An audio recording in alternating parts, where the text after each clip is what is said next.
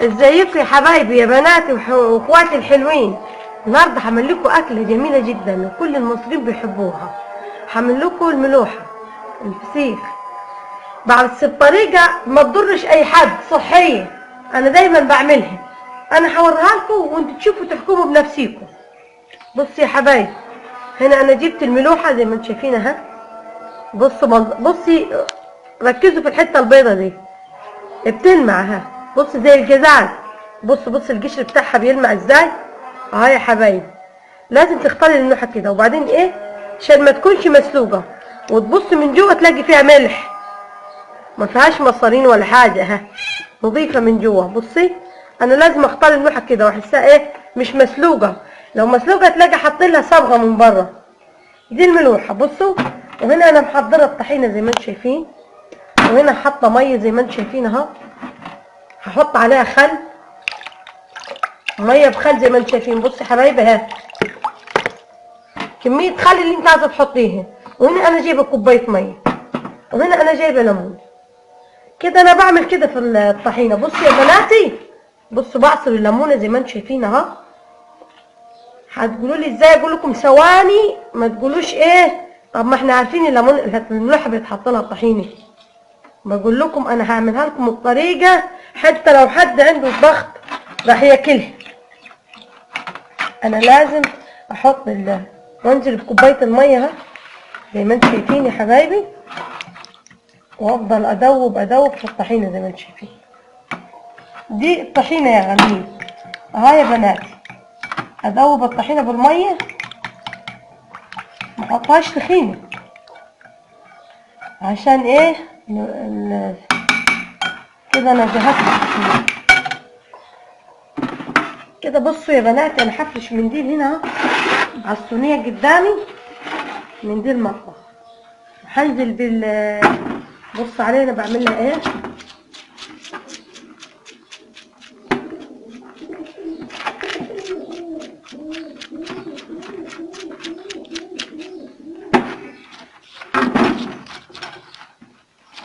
بصوا دي ملوحه طيبه مستويه يعني الاصليه اللي ما فيهاش غش. انا بتعامل مع صاحبها على طول، وعارفه بجيبها منه، وعارفه ان هي ملوحه سليمه. بص من جوه عامله ايه. بصوا بيضه ازاي ونضيفه زي ما يكون لسه دلوقتي سمكه صيداها. انا دلوقتي حاطه الراس، ما باكلش الراس ولا لهاش اي لازمه الراس اهي كده. انا بصوا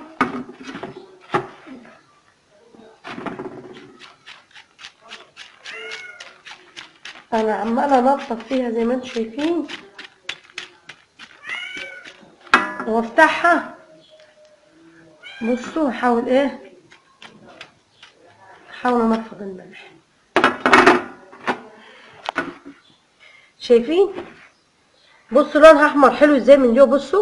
بصوا يا بناتي اهي. بصوا مزبده ازاي من جوه.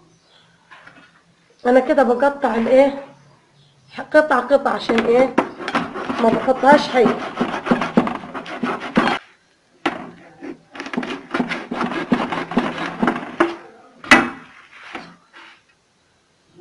كده يا بناتي انا قطعتها. انا عندي جايبه كميه اوفر من دي.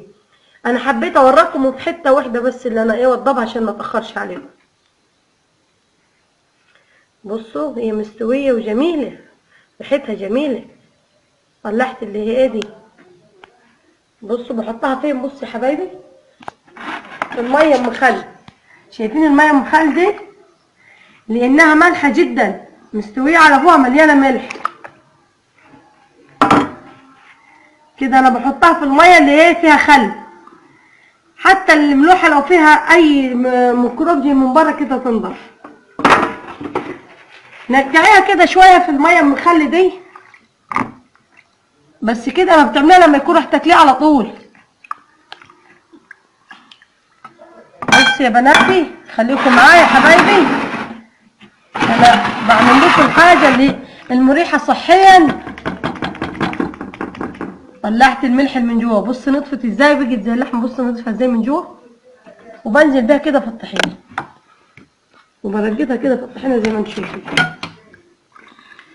دي لو حد عنده ضغط في البيت ما يبصش عليكم انتوا بتاكلوا ويكون بعيد عنكم، ينزل ياكل معاكم. ياكل ازاي معاكم؟ بصي هتقولي لي ازاي، واقول لك ازاي ياكل معاكم. طبعا انا ما حطيتش ملح في الطحينه، يكفي الملح يا بنات اللي هو فيها، عشان هي فيها كميه ملح كتير، فيغمس معاكم في الطحينه وكده هو بياكل معاكم. بصي يا حبايبي، بصي يا بناتي، الميه ها نزل منها كل الملح اللي في الملوحه ولو فيها هي اي ضبط اي حاجه كده نطفت في الميه مخل، وخدت الزفر منها تسيبيها دقيقتين 3 متنجعه، كنت ايه عملت الطحينه. انا اختصرت معاكم عشان الفيديو. تركين الميه دي كده وتبصي طبق الملوحه، حد عنده ضغط يغمس معاكم، انه مش هيدوس يعني في الملوحه كتير، بس ينزل كده وغمس كده وتحسيها ان ليها طعم. دايما لما اكون بقطع الملوحه احط بكره المنديل جنبي، عشان كل ما املى الحاجه امسح ايدي لما احط الملوحه في الميه. زي ما انا قلت لكم، تجيبي بصله وتخرطيها وتنقعيها في ميه وخل هنا في الطبق برضه، وتاكلي احلى ملوحه واحلى بصل. اوريكم البصل يا بناتي ثواني. ادي طبق الملوحه يا حبايبي، احلى طبق ملوحه في شم النسيم. لو انت رايحه رحله ولا جنينه ولا حاجه وعايزه تاخديه معاكي، احطيه في علبه مغطيه بلاستيك وكبي في الطبق هناك معاكي غرفي. ماشي حبايبي. بصوا الملوحه زي ما انتم شايفينها، عسل. ملوحه زي الزبده، جميله وطعمها روعه وريحتها اروع. وهنا انا حطيت شويه ميه بخل وتنقعي فيهم البصل. ولا حد يقول لي انا معدتي بتتعبني، ولا حد يقول لي انا عندي ضغط، اقول له كله بالهنا والشفا. احلى ملوحه واحلى بصل.